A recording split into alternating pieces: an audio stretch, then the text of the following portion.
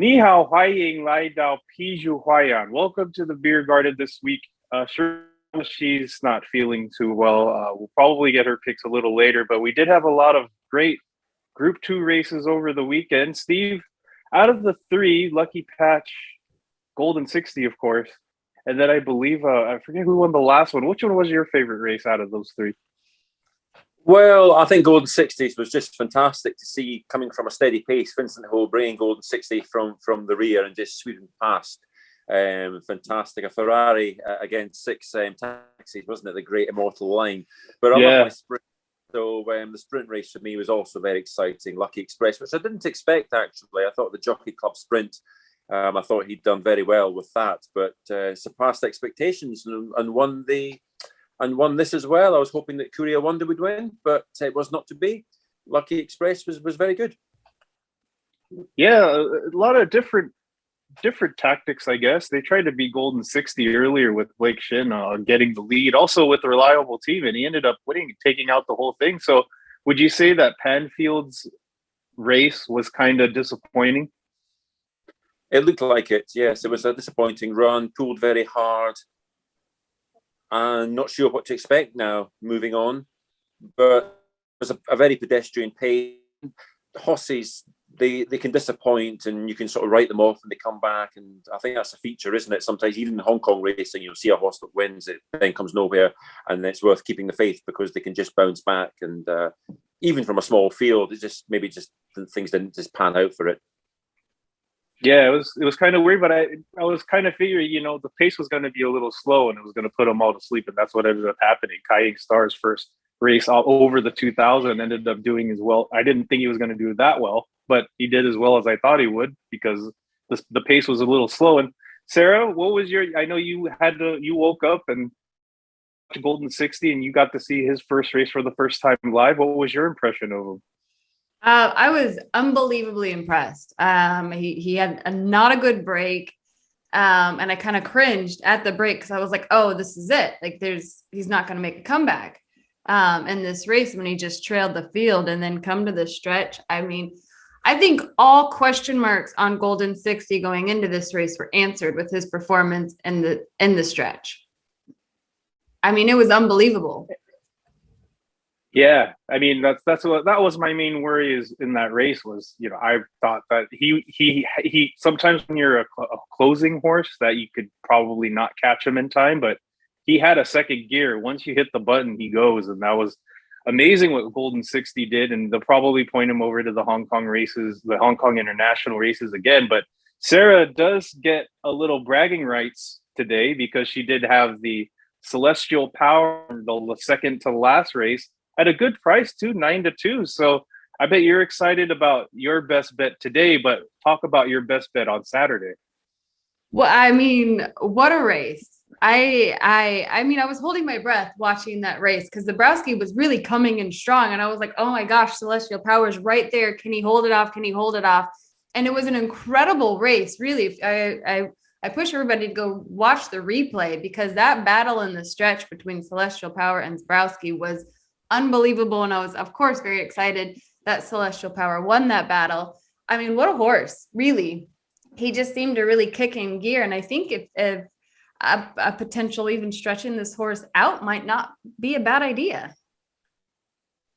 Yeah, and not to mention Zabrowski was a Group 1 placed horse in Australia. So he's beat a really, really tough here. But now we're going to get on to our best bets of the day. So the Triple Trio, since there's only 8 races at Happy Valley tomorrow, the Triple Trio starts with race number 4. So we're going to start with the Class 4 St. Andrews Challenge Quatch Handicap, and that is over 1650. So a circuit around. And Steve, we'll start with you. Who is your pick for this race?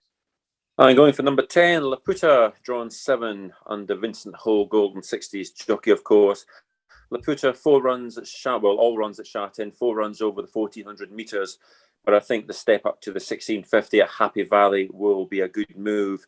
He was a reserve on the 10th of November, so it's obviously been the plan to bring him over here for the slightly extended mile.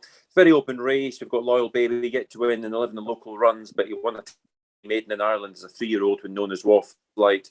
He holds claims. Earnest Feelings finished 2-2-2-5 on his last 4 runs.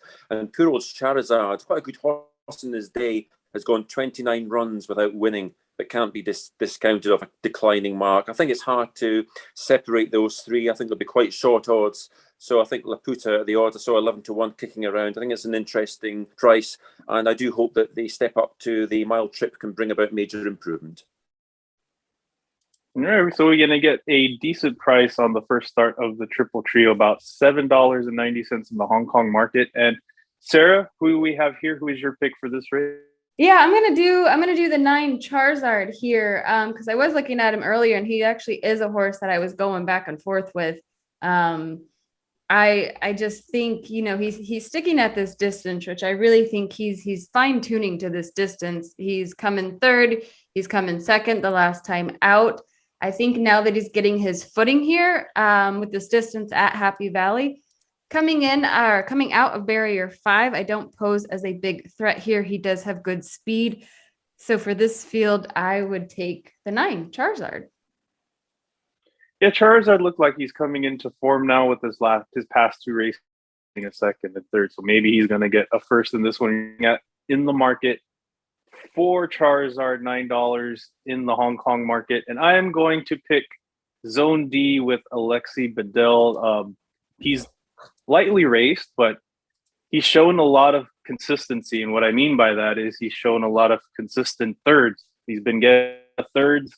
He's stepping up in the weight. So I think that with Alexi Bedell's actually riding pretty well this season, as I've said on the past other episodes, lightly raced.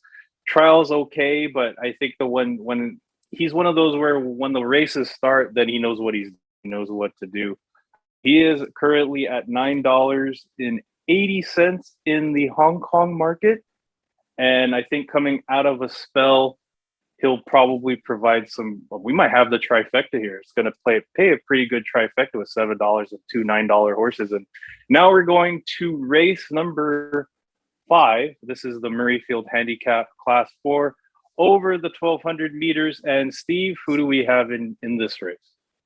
I went for Joyful Genius. It might be asking too much. He's only had 2 runs. I sometimes think when you have runners just sort of starting out in Hong Kong, it's 2 steps forward, 1 step back sometimes. But there was a big improvement from his first run to his second run over the 1,000 meters. I really was quite impressed by it. He finished really fast at a well-contested field. Joyful Win won.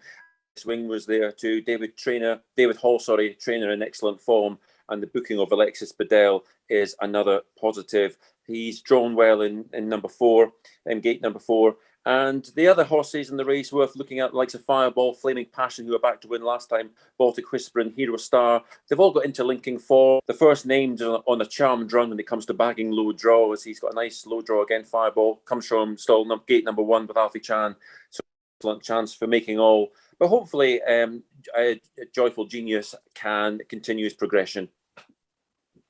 Yeah, Joyful Genius was trialing as a 2-year-old and then as a 3-year-old in Australia, won a couple of trials. Then he made his way over to Hong Kong this year and had a race in the dirt and then a race at Happy Valley. So they're stretching him out a little bit. And Sarah, who do we have in this one?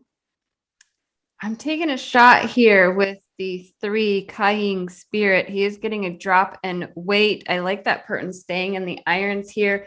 I feel like this horse really needs the added distance. And I think this 1,200 meters is going to really prove what this horse can bring to the field. He has pretty good speed here. And, you know, last race, it was a fast race. His last time out at Sha Tin, where he ended up taking 5th, but those fractions were pretty unbelievable there. I just think this horse needs the distance. I think he needs that added distance to help him switch gears and really put in that good fight in the stretch. I feel like Purton's really kind of getting a good feel for this horse. So I'm interested to see how this horse is going to perform. Coming out of barrier 6, I don't see it as an issue here, but I do think the drop in weight is going to help him out in this race. Yeah, Kaiying Spirit won over the straight at Sha Tin a couple starts back, and he's looking good. He's right now, he's in the Hong Kong market at $6.80. So we did have Kaiying Star, so the same owners. get second in the Group 2 on Saturday. So maybe it might be a Kaying Star Day. Now I'm going completely off the board, and I'm taking the longest shot in the field, and that is Shiny One. Number 2, and this is why. He's had terrible runs against all the other horses he's been in. But when you look and you see what classes he was up against and the horses he was up against, you have the likes of Fafa, Lucky Patch, who actually went, Carroll Street, who was up against Nervous Witness. He did win this at Nas in Ireland, and he won easily. And the weight doesn't concern me because he is one of the top weights, because he was riding on a higher weight as well. But I look at the pedigree too, and all they've run is sprints. So this horse is capable of a sprint. He showed his talent as a 3-year-old, and now he's moving up to 4. I don't think he's gotten acclimated to Sha Tin yet, but I think with everything considered and going back down in the class, he probably needed the class relief. I always try to justify why the horse is these odds, and I think is because of all of his bad runs in Happy Valley and Sha Tin, or just Hong Kong in general, have been bad. So I think I'm going to take a shot here. I'm going to take a shot and try to take the favorite on, who is number 1, Fireball. But at $30, you could probably go each way on him. And maybe, sometimes Happy Valley has like these big blowouts in one of the races. So I think it's going to be that race. And I think it will be a good pay to our triple trio if we all get our picks together. But the next race, which is race number 6, where we all have the same horse. We'll spoil that one right now. And Steve, I'm going to let you go here. Who is that horse, and why did you pick him? Well, that horse is Romantic Warrior. He was he's number 1 on the race card. He's drawn 5. He was an impressive debut winner in the race. That's worked out well. Smile Like Yours, who finished 2nd, has gone on to win. Prance Dragon, who was 4th, has also won next time out. He's up £8, but obviously Morera keeps the faith. It's a very good horse. I think he's a horse destined for better things. Rivals, the likes of the Trader, who was backed into favouritism last month, only to be denied by Happy Gathering. Purton keeps the faith on the Trader, but he may well be foiled once more by Morera on Romantic Warrior. Other horses to look at: Wild West Wing arrived form. Gate 12 is a negative, but he's a 1,000-metre specialist, so he'll probably be dropped in anyway to get the trip to go up. He's only been on 1,200 metres once in his career. Conversely, Breeze of Spring drops back in distance under Blake Shin. Melbourne Hall, well, he had no luck last week under Purton. He had a terrible wide trip, but I think this is a bit too hot a race to gain compensation. So for me, yes, and for all of us, really, Romantic Warrior. Yeah, I don't know if you caught the replay of his last race. He's only a 3-year-old, but he showed a lot of promise. And once he reached the corner of the turn, he just flew. And Sara, what do you think? Romantic Warrior, is it the best bet, or are you going to lean somewhere else towards your best bet? For this race, I don't think I can. I think Romantic Warrior is much the best horse in this field after watching that replay. I mean, finishing in hand. I mean, how could you not? That was an incredible performance he did at his debut there. And I just think he could just blow this field out. Either that, or we're all going to get shut out because we all picked him. So, I mean, he's just impressive. Yeah. Oh, yeah, he was. He's only 3 years old, too, and he's going to go up against probably the Class 3s next if he wins this one, and you're taking the shorts on him. He's currently $1.90. So, all right, that is our triple trio, aside from that last race. So you could try to fill in the blanks sort of for that one to try to get your triple trio there. But we're going to go with our best bets. And Steve, what is your best bet on the card? Well, my best bet is a Class 5, maybe a bit unusual for a best bet, but it is Centenary Ibis. I think he's a nice horse.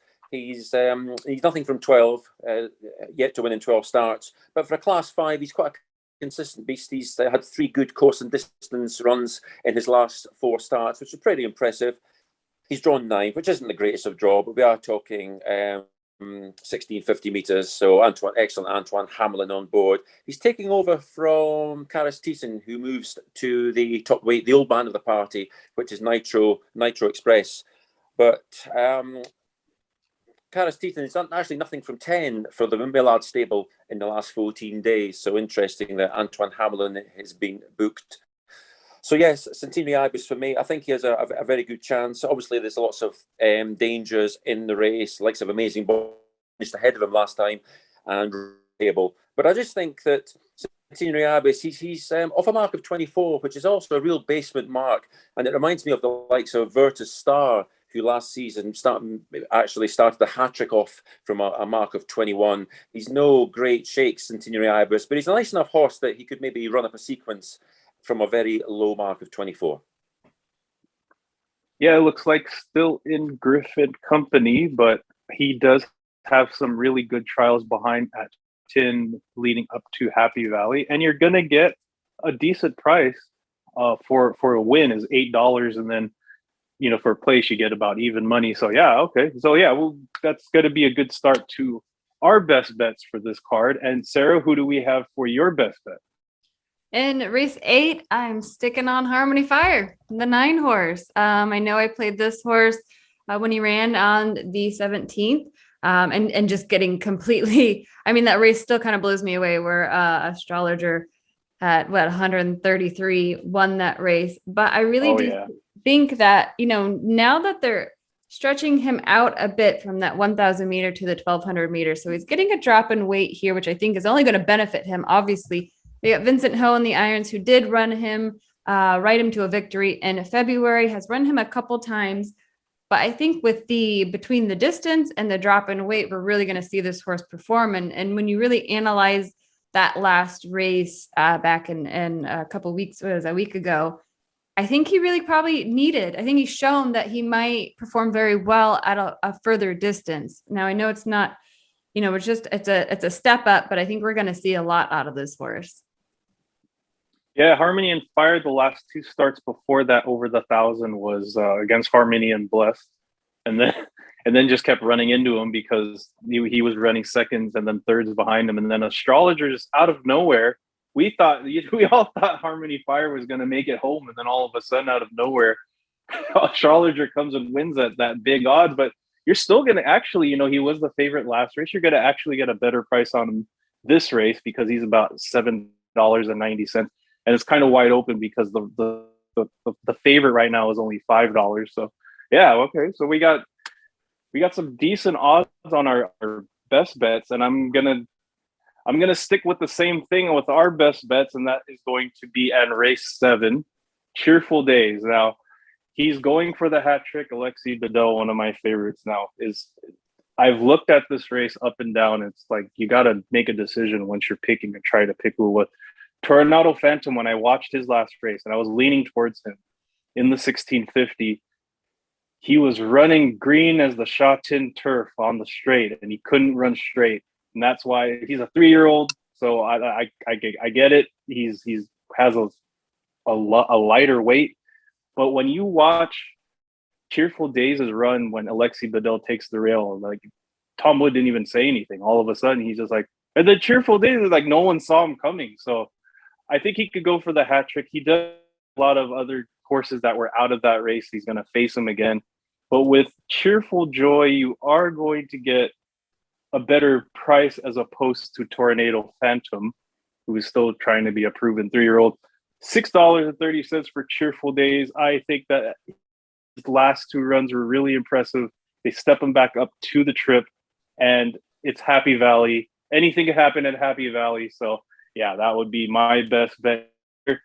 And Steve, what is your value pick for the card?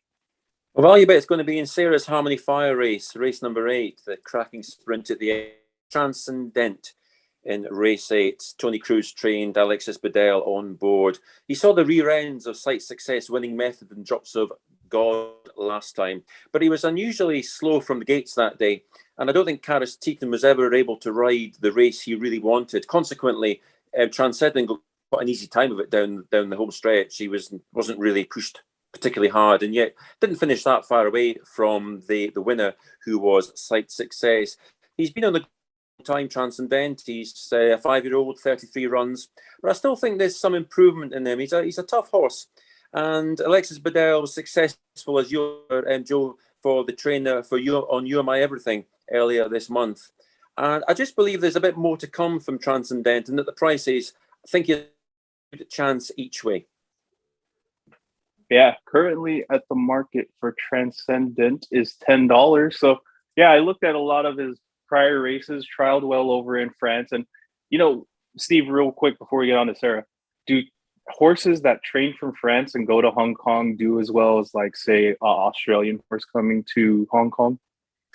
Different, different small sort of sample set, isn't it? I think the Australians probably do better, I would say, just even more so because of their sort of proximity, isn't it? The same sort of climate, perhaps. But I think the Australian horses do fairly well. And but yes, I think this one certainly has acclimatized rather well.